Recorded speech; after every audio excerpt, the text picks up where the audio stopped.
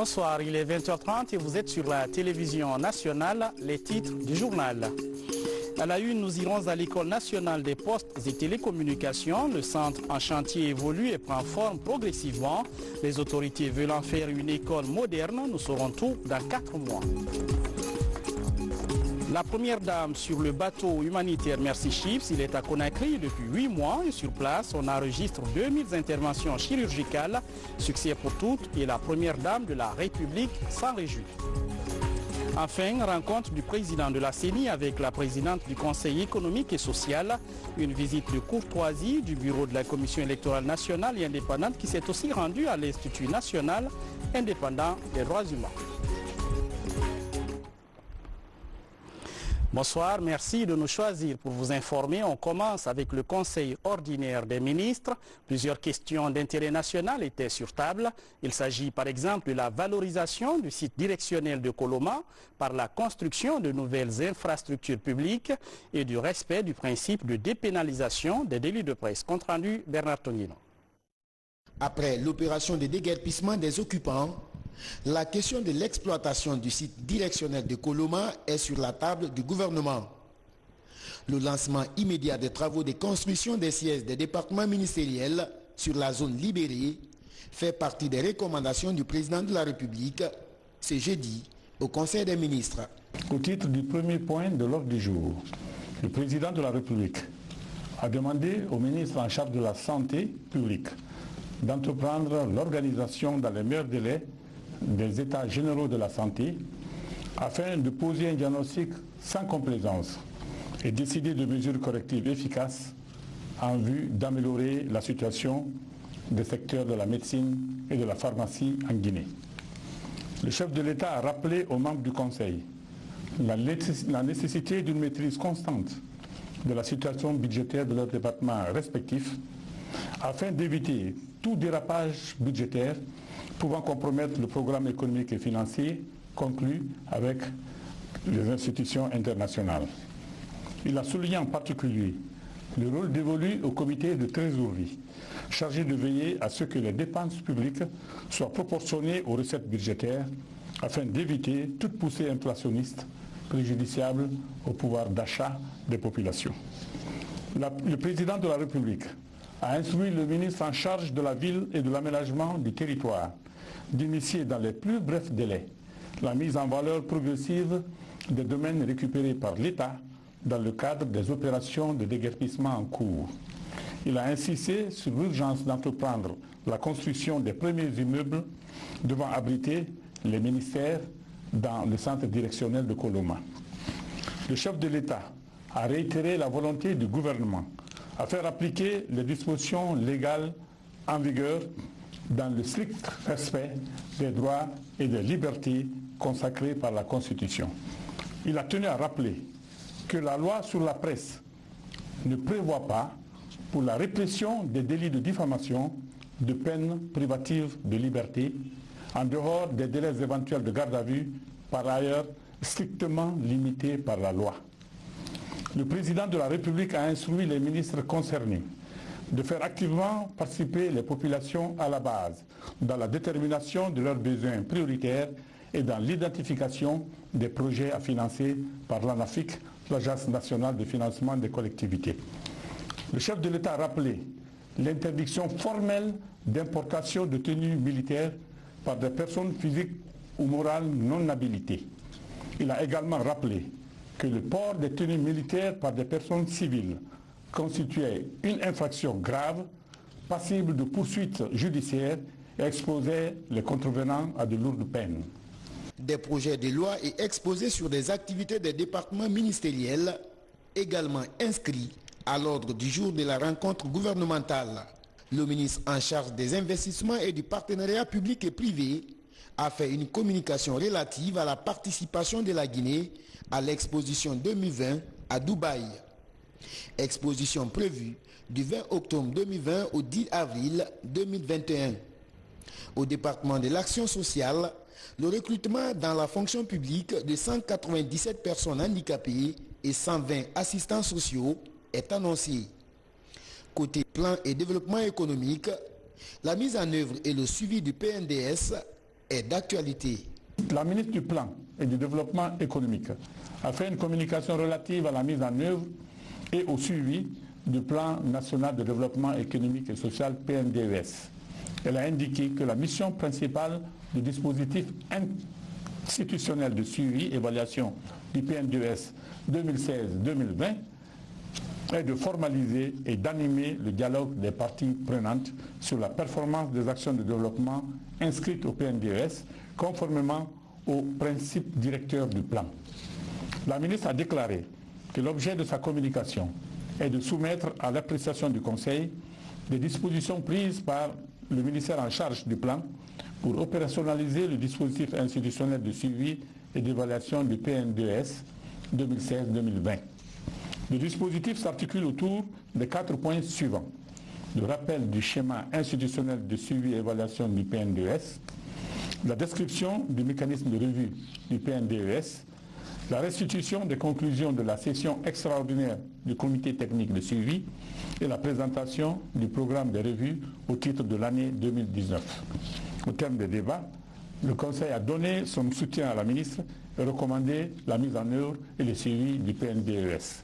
Au titre des questions diverses, le ministre d'État au Transport a fait le compte-rendu des journées nationales de concertation sur le Hajj récemment tenues à Conakry. Des concertations qui ont regroupé 266 acteurs publics et privés en vue d'une meilleure organisation du prochain pèlerinage des Guinéens à la Mecque. Je vous disais en titre, le chantier de l'École nationale des postes et télécommunications avance. Le gouvernement met les moyens pour qualifier davantage la formation dans ce domaine. Le site sera doté d'équipements spécialisés pour un meilleur apprentissage du métier dans le pays. Le point avec Moussa Koumara. Le gouvernement et son partenaire chinois guinéen Alma Grandioso tentent de moderniser l'École nationale des postes et télécommunications d'équipés. L'architecture sera construite en R+4. Le niveau d'exécution est estimé à 55%, 9 mois après le début des travaux. Certains Guinéens pensent qu'on n'est pas en train de travailler. Mais c'est la preuve qui démontre que nous sommes en train de travailler et que cette école-là n'est pas bradée. Et dans quelques mois, je crois que nous viendrons ici pour la remise des clés de l'école pour le bonheur du jeune Guinéen qui va s'orienter dans cette école. Dans cette école, il y aura 2 salles polyvalentes, 3 laboratoires, des salles de cours, de dessin, des ateliers spécialisés, une salle informatique, une bibliothèque centrale et un réfectoire. L'objectif pour le gouvernement est de faire de cette école une référence dans la sous-région. Une école où on peut faire de grandes innovations technologiques. C'est vraiment le rêve qui est devenu une réalité, parce que je vous ai dit tantôt à d'autres que c'est pour moi une fierté que ceci se passe en mon temps, parce que non seulement je suis le produit de cette école, et pour le moment je suis le premier produit de cette école qui est nommé comme directeur de cette institution. Je vois sur le visage de mon établissement, je suis très contente. Mais malheureusement, nous, on ne va plus maintenant étudier là-bas. Le moment qu'on était venu, pour la première fois, on a vu le visage de notre école. On s'est dit qu'une personne normale ne peut pas étudier dans cette classe-là, dans cet établissement. Vous voyez l'école est ça, on était énervés. Mais maintenant, là, on voit le visage de l'école. Vraiment, je suis contente de remercier le ministre. Fruit de la coopération allemande depuis 1970, cette école n'a jamais été réhabilitée alors qu'elle est devenue le nouveau sanctuaire des apprenants. Cette année, par exemple, plus de 700 étudiants y suivent les cours. On va s'arrêter au centre de traitement des produits halieutiques. Le site est attaqué par les inconnus. Pendant que la Guinée s'apprête à accueillir une mission de l'Union européenne, on annonçait la levée de la suspension de notre pays qui n'exporte plus de produits sur le marché européen depuis quelques années. Ça coince. Les explications avec Falilou Diallo. C'est un coup dur qui est porté au processus de retour des produits halieutiques guinéens sur le marché européen. L'établissement pilote de traitement des poissons en provenance de Conakry a été victime de vols. C'est à 3 h du matin que les brigands et les voleurs sont venus. Par effraction, ils sont rentrés dans la salle Ils ont pris tout ce qu'ils pouvaient prendre parce que ça fait un dégât matériel important. Alors donc au-delà de ça déjà, ils ont blessé les gardiens. Ils sont complètement gravement très blessés, qu'on a ramenés à l'hôpital. Et ils ne sont même pas de retour encore parce qu'il y a un qui est sorti du bloc, il y a l'autre qui est encore dans le bloc. Un acte regrettable à quelques semaines de l'arrivée d'une mission de l'Union européenne pour concrétiser le retour des exportations du poisson en provenance des eaux territoriales guinéennes. Vous savez, depuis 12 ans, la Guinée est fermée. C'est cette année qu'on a eu cette programmation de l'Union européenne qui doit venir du 13 au 17 mai. J'ai l'impression que les gens veulent saboter la mission. Et cette mission a beaucoup d'impact. C'est cette mission qui permettra la signature des accords de pêche avec l'Union européenne. Mais tenez-vous bien, malgré cela, nous mettrons les bouchées doubles. Nous ferons tout pour que la mission réussisse. Cet acte de vandalisme sur l'établissement Joachim Trade House n'ébranle rien les autorités en charge des pêches en Guinée. Elles sont plus que jamais déterminées à gagner le pari de la sortie effective de la Guinée sur la liste des pays de la pêche illicite et non autorisée.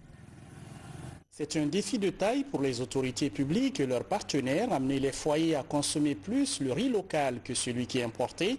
La concurrence sur le marché est forte dans le pays et tout se joue en termes de prix ou de qualité. Depuis quelques années, la FAO travaille sur un projet de valorisation du riz local.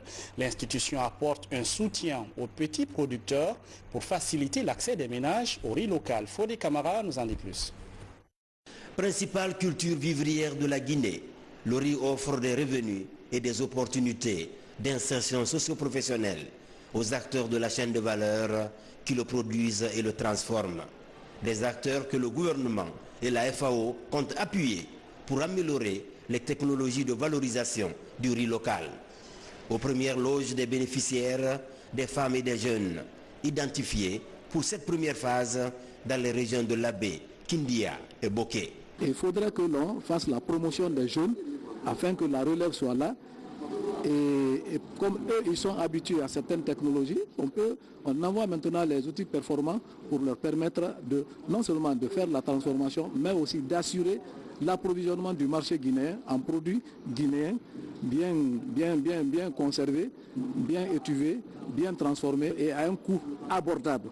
La filière risicole est freinée par des contraintes liées au faible rendement, aux pertes post-récolte et aux impuretés. Des insuffisances à corriger par la redynamisation des segments de conservation, transformation et stockage des récoltes. Les Guinéens sont friands du riz étuvé. Mais on constate que pendant la post-récolte, il y a à peu près 15 à 20% du riz qui est complètement gaspillé. Ce projet, il va aider à mettre en place des mécanismes, en tout cas du matériel, pour que ces technologies post-récolte puissent être maîtrisées, qu'on ait du riz local étuvé de très bonne qualité, qu'on puisse former les femmes qui sont en train de faire l'étuvage du riz, mais également aider les producteurs qui font du riz à ce qu'il y ait moins de pertes post-récolte quand le riz est produit. De par sa large consommation, le riz est une culture stratégique. L'un des résultats attendus de ce projet est de réduire le volume des importations du riz qui va crescendo. C'est pour améliorer l'accessibilité du riz produit en Guinée et réduire les importations que le gouvernement s'engage avec l'appui de la FAO dans ce projet dont la finalité est de renforcer la performance des systèmes de production et de transformation du riz local en vue de l'amélioration de la qualité du riz net mis à marché. Cette assistance vient s'ajouter aux activités du programme présidentiel prioritaire d'appui au secteur agricole. L'objectif est d'améliorer la compétitivité du riz local face au riz importé. Les membres du comité de pilotage de la stratégie nationale de formation agricole et rurale se retrouvent. Une première rencontre depuis sa mise en place. Au menu des discussions, une question: comment développer le secteur agricole? Des propositions sont faites et l'accent est surtout mis sur la formation des organisations professionnelles agricoles du pays, mais pas seulement. Moussa Komara, Algassimouba. Après la mise en place du projet d'amélioration de la formation professionnelle dans le secteur agricole et des mines, PAFISAM, les membres du comité de pilotage de la stratégie nationale de formation agricole se retrouvent. Ils harmonisent leurs idées autour du développement du monde rural et de la qualification professionnelle des organisations paysannes et des techniciens. Nous avons invité ces différents départements pour qu'ensemble, nous fassions un espace commun de partage dans lequel ils vont nous instruire, ils vont nous informer, ils vont nous dire qu'est-ce qu'il faut pour une stratégie nationale de la formation agricole et rurale. Parce qu'en le faisant à nous seuls, nous passerons à côté de la réalité. Malgré la volonté du gouvernement à redynamiser le secteur, les organisations paysannes peinent encore à sortir de l'eau. Rares sont des agriculteurs qui vivent des recettes de sa production jusque-là. La SNFA, à laquelle nous nous attendons, comportera une ligne directrice empruntant une méthodologie qui cherche à décloisonner les institutions de formation entre elles dans une dynamique d'amélioration de la gouvernance, agréer, réunir tous les acteurs autour d'une vision commune et des objectifs partagés. L'élaboration d'une nouvelle stratégie nationale de formation agricole et rurale est une nouveauté en Guinée. La ministre de l'Agriculture salue l'initiative qui va sans nul doute aider les organisations professionnelles agricoles à être plus performantes. Pour faire face à ces défis, les producteurs et les techniciens ont besoin de plus de capacités dans des domaines divers et variés qu'ils ne peuvent acquérir qu'à travers une formation adaptée, aussi bien dans le domaine technique que dans le domaine stratégique. Durant cette rencontre, toutes les propositions seront prises en compte. Le renforcement des capacités des producteurs, des organisations agricoles et des techniciens va dominer les grands chapitres de ce document. L'idée est d'assurer la sécurité alimentaire en Guinée. Je vous emmène à Séguirim, précisément à la SAG, où une campagne sur le respect des normes environnementales dans l'exploitation de l'or est lancée. Une opération suivie de près par les autorités. Le ministre de l'Environnement s'est rendu sur place pour voir et comprendre ce qui se passe sur le terrain. Reportage de Mamadou Alpha Baldé, notre envoyé spécial à Séguirim. Dans l'exploitation aurifère, les sacrifices environnementaux sont souvent difficiles à chiffrer. Avec une concession minière estimée à plus de 53 000 hectares, la SAG dispose d'un certain nombre de carrières comme celle-ci. Pendant leur mise en service, le couvert végétal disparaît et de gros trous sont ouverts. À l'issue de l'exploitation, la réhabilitation reste l'un des plus gros défis à relever. Ces dernières années, la société affirme avoir reboisé 485 hectares sur près de 1500 perturbés. Quand nous faisons le remplissage, nous essayons de reboiser. Mais avant de reboiser, il faut étaler la terre arabe dessus et puis maintenant planter. Et la plantation, on fait intervenir les communautés en leur demandant d'abord qu'est-ce qu'ils veulent en termes d'arbres à planter. Même si les trous sont généralement bouchés et le relief restauré, les opérations de reboisement, elles, ont du mal à prospérer du fait des exploitants artisanaux, parfois même d'autres nationalités, qui reviennent sur les anciens sites exploités par la société. Le retour du couvert végétal se pose pourtant comme un impératif sur l'ensemble des zones dégradées. Après leur passage, donc, la zone a été restaurée, replantée et tout. Et puis voilà, les autres barrières sont revenues pour casser les arbres, les couper, ensuite creuser. Alors là, je ne sais pas. Donc la question qu'on se pose réellement, quelle est l'approche, quelle est la mesure adéquate qu'il faut maintenant pour empêcher que les gens viennent repasser sur les zones qui sont déjà restaurées par la SAG. Parce que sinon, ces efforts seront vains. Il faut que, quelque part, que l'État prenne la mesure de la chose. Il faut que l'État prenne, il y a un problème de gouvernance, il faut avoir le courage de le dénoncer, parce que c'est aux yeux impitoyables de l'État qu'on laisse faire des choses comme ça, ce n'est pas normal. Après la visite de terrain, une réunion technique est organisée entre responsables de la société et cadres du ministère de l'Environnement.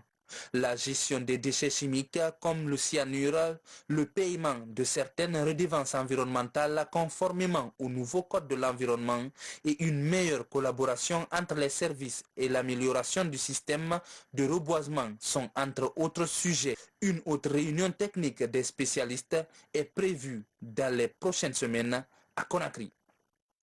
Chapitre santé, je vous le disais en titre, c'est un succès pour Mercy Ships en Guinée. Ce bateau humanitaire est à Conakry depuis 8 mois et son équipe enregistre 2000 opérations chirurgicales. La première dame de la République s'est rendue au port autonome pour rencontrer les responsables du bateau, mais aussi les patients soignés avec succès et gratuitement. Mori Sidibé, Mangamori Kamara. Depuis 8 mois, le bateau humanitaire Mercy Ships séjourne dans les eaux guinéennes. 2000 opérations chirurgicales sont effectuées. Il s'agit de fentes labiales, de cataractes oculaires, de malformations et de tumeurs. 7000 patients souffrant de problèmes dentaires sont traités gratuitement par le navire humanitaire. À 2 mois de la fin de la mission, la première dame de la République est venue féliciter et encourager les médecins à bord de ce bateau hôpital qui offre des soins gratuits aux populations guinéennes. Les femmes opérées de fistules, vous savez, les femmes qui ont les fistules sont rejetées par leur mari. Et là, Dieu merci, tout a été fait. Réparer des enfants guinéens, des femmes opérées ici. Grand merci. Ils reviendront, Inch'Allah, comme on le dit chez nous. On fera en sorte qu'il y ait un partenariat aussi entre Mercy Ships et la Fondation Prosmi, parce que nous œuvrons aussi pour le bien-être, pour la santé de la population guinéenne et surtout des enfants. Le projet de construction d'un hôpital pédiatrique me tient à cœur et je pense que nous aurons un bon partenariat avec la fondation Mercy Ships pour réaliser. 2500 autres patients attendent d'être soignés avant le départ du navire au mois de mai prochain. Déjà, une clinique dentaire est installée à l'université Gamal Abdel Nasser de Conakry qui traite les patients et offre des formations aux étudiants. Un aspect vraiment positif de cette clinique dentaire que nous avons établie, c'est que nous avons établi la clinique en collaboration avec l'école dentaire de l'université. Donc non seulement nous traitons les patients, nous formons également les étudiants pour qu'après notre départ, ils puissent continuer à pourvoir les soins dentaires à la population. Des centaines de médecins travaillent dans ce bateau médicalisé. 25 familles de nationalités différentes y vivent. Une école est disponible pour l'éducation et la formation des enfants tout au long du séjour du navire dans les différents pays africains. C'est devenu un rendez-vous annuel, consultation gratuite des travailleurs de la RTG. L'objectif est de dépister des cas d'hypertension artérielle, de diabète ou encore des maladies cardiovasculaires. Une initiative des jeunes médecins et infirmiers de la cardiologie. L'ONG était ce jeudi dans nos locaux, comme le montre ce compte-rendu signé Samaraton. Dans le hall de la RTG Koloma, la mobilisation est très forte ce jeudi matin. Depuis 7 heures, une équipe de médecins cardiologues a pris place. En file indienne, les journalistes et techniciens de ces médiums d'État viennent se faire consulter des maladies cardiovasculaires, de l'hypertension artérielle et du diabète. L'initiative est de l'ONG Jeunes médecins et infirmiers de la cardiologie. Ces maladies cardiovasculaires constituent aujourd'hui, et cela dans le monde entier, la première cause de maladie, mais aussi la première cause de décès. Donc si nous sommes venus ce matin à la RTG, ce n'est pas fortuit. Nous avons un message à porter auprès de la population en général. C'est un message d'information, de sensibilisation et de prévention, mais aussi de dépistage sur les maladies cardiovasculaires. Ces séances de consultation gratuites sont couplées de sensibilisation. Elles devront permettre à chacun des hommes du micro et de l'ombre de connaître son état de santé et les moyens de prévention de ces maladies. Le reporter sportif est plus que jamais, et si vous voulez intéresser par ce contrôle cardiologie Pourquoi? Parce que vous savez, nous on est exposé à des cris, à des passions et tout cela va avec le cœur. Et l'histoire a prouvé que la plupart des grands reporters sportifs sont tombés par des accidents cardiovasculaires. Donc j'exhorte tout le monde à faire le contrôle pour connaître son statut. La RTG est un lieu névralgique.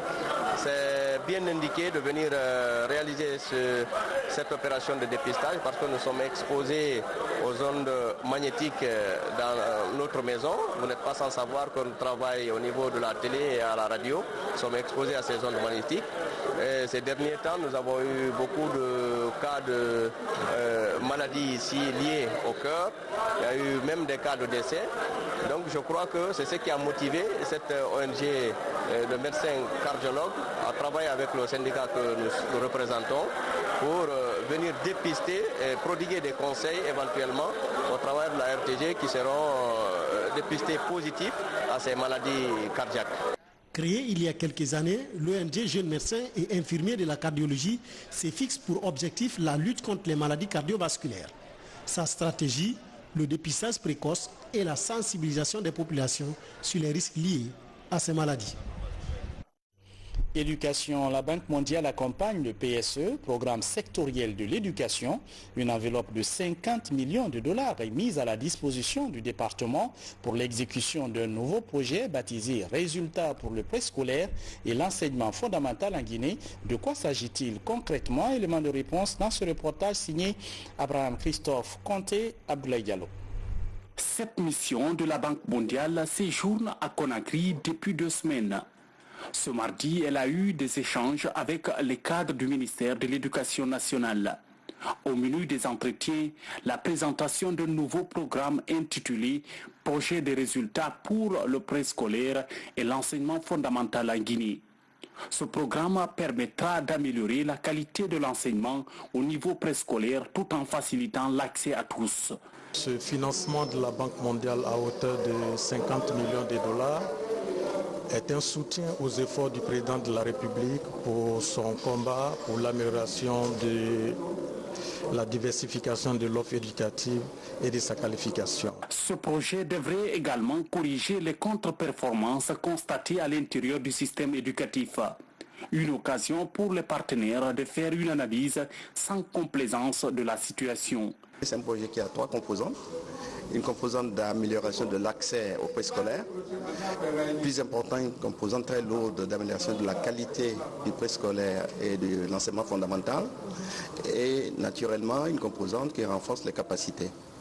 Ce que le projet fait qui est aussi important, il ne fait pas uniquement de l'investissement, il accompagne des réformes.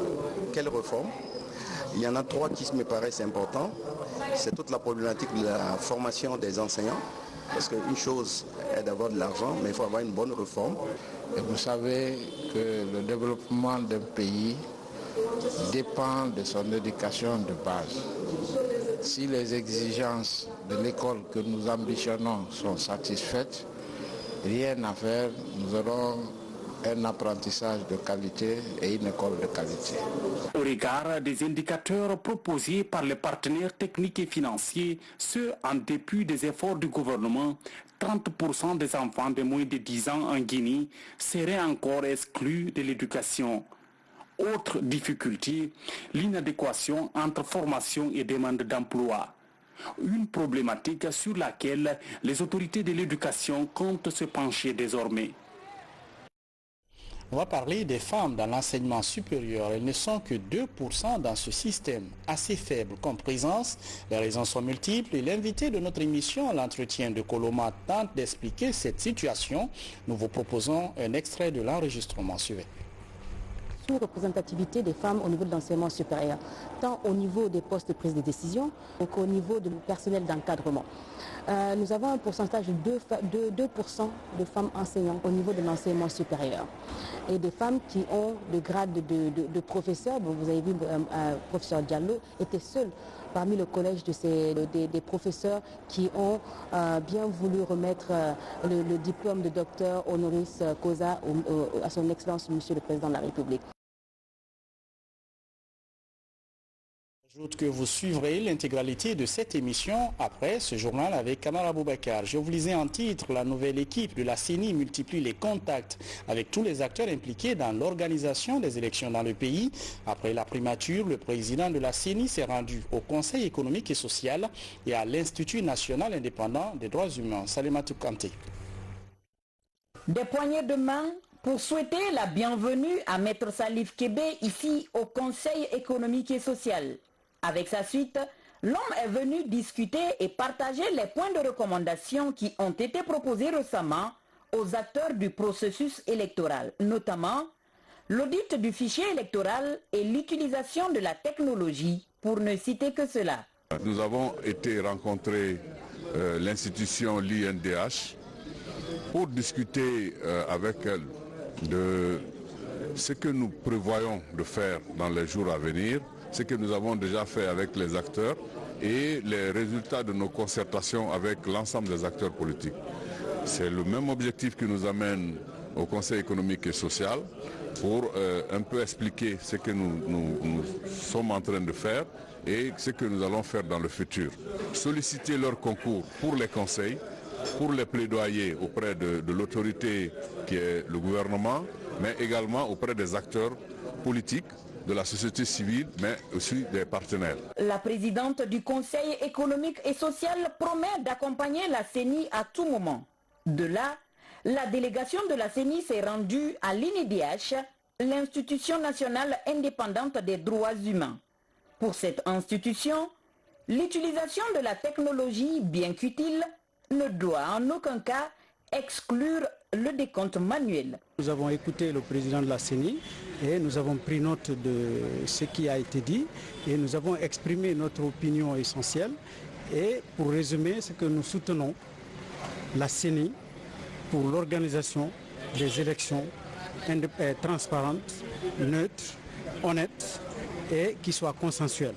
Il faut saluer de la part de la CENI de faire cette concertation pour que les institutions républicaines se concertent, pour qu'on s'entraide pour aller de l'avant. Parce que chacun peut un peu, chacun doit pouvoir jouer son rôle pour pouvoir apporter tout ce qu'il faut pour notre peuple. Cette démarche de la CENI vise à organiser une élection prochaine, crédible et transparente en Guinée. Je vous amène à Kindia, la cité des agrumes, comme on l'appelle, accueille de nombreux journalistes en formation.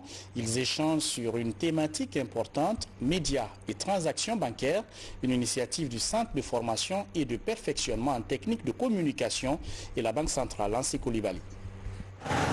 La méconnaissance des notions relatives au fonctionnement des institutions financières en général et celles bancaires en particulier est souvent à l'origine de confusion et de désinformation, notamment dans le milieu des médias. C'est pour combler ce déficit que le Centre de formation et de perfectionnement en technique de communication et la Banque centrale de la République de Guinée ont initié cet atelier de formation. Le constat, c'était quoi? C'est le transfert d'un montant de la Banque centrale de la République de Guinée qui avait posé problème à partir de Dakar. Alors nous avons estimé que, vu le tollé que cela avait créé et le traitement qui en avait suivi par la presse nationale, il faut corriger cette lacune. C'est pourquoi nous avons initié cette formation afin que les journalistes épousent, possèdent le jargon économique, connaissent certaines petites notions de la transaction bancaire. Nous aimons toujours que les informations qui passent, qui sont diffusées par la presse, soient des informations qui soient hautement précises et qu'il n'y ait pas de l'à peu près dedans. Objectif, outiller la quarantaine de journalistes des médias publics et privés en technique de collecte, de traitement et de diffusion d'informations institutionnelles. Nous sommes très heureux de voir ces regroupements de journalistes de tous bords qui peuvent discuter des aspects qui sont liés au fonctionnement de la Banque centrale, mais qui surtout peuvent causer entre eux et se dire voici les canaux et les voies par lesquelles nous devons traiter l'information institutionnelle et l'information sensible de la Banque centrale. Des questions relatives entre autres aux relations bancaires et leurs règles, les relations entre la Banque centrale et les banques commerciales seront débattues par les participants dans les groupes de travail. On termine avec notre rubrique Guinée en bref, une compilation de l'actualité nationale commentée ce soir par Younous Atawel Kamara. Suivez.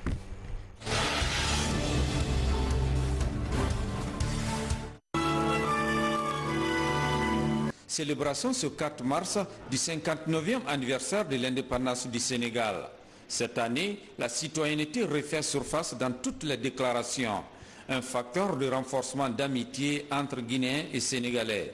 Cette volonté est réaffirmée par l'ambassadrice du Sénégal aux autorités guinéennes. Je dois reconnaître que c'est le professeur Alpha Condé lui-même, avec son gouvernement, avec le peuple guinéen, qui m'ont permis pendant 3 ans de mener à bien ma mission. Et je l'ai répété aussi, si les Sénégalais peuvent se retrouver ici, à chaque occasion, ils organisent des manifestations, des fois des manifestations strictement culturelles. Vous avez vu qu'au mois de février, c'était des élections présidentielles qui se sont déroulées correctement.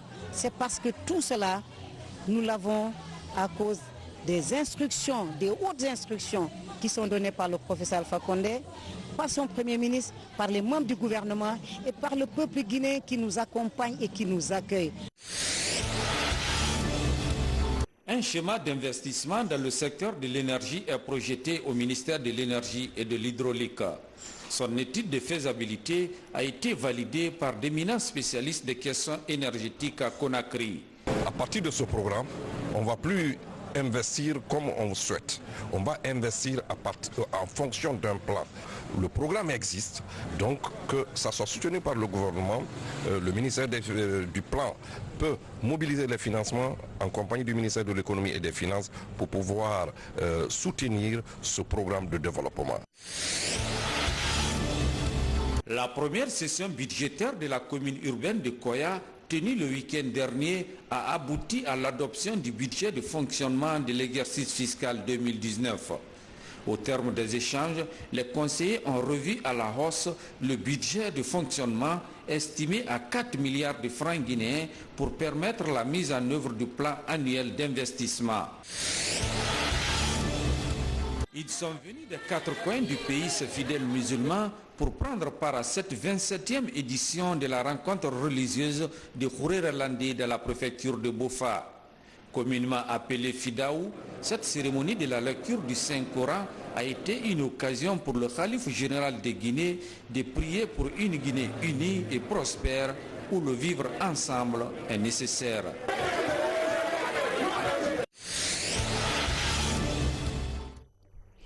Voilà, c'est tout pour les infos. Merci de nous regarder à New Delhi, Bombay, Bangalore et partout en Inde. Demain, Adel Kamara vous attend à 20h30. L'info continue sur notre site rtgkoloma.info. Dans un instant, vous suivrez notre émission L'entretien de Koloma. Kamara Boubacar reçoit Zénab Kamara pour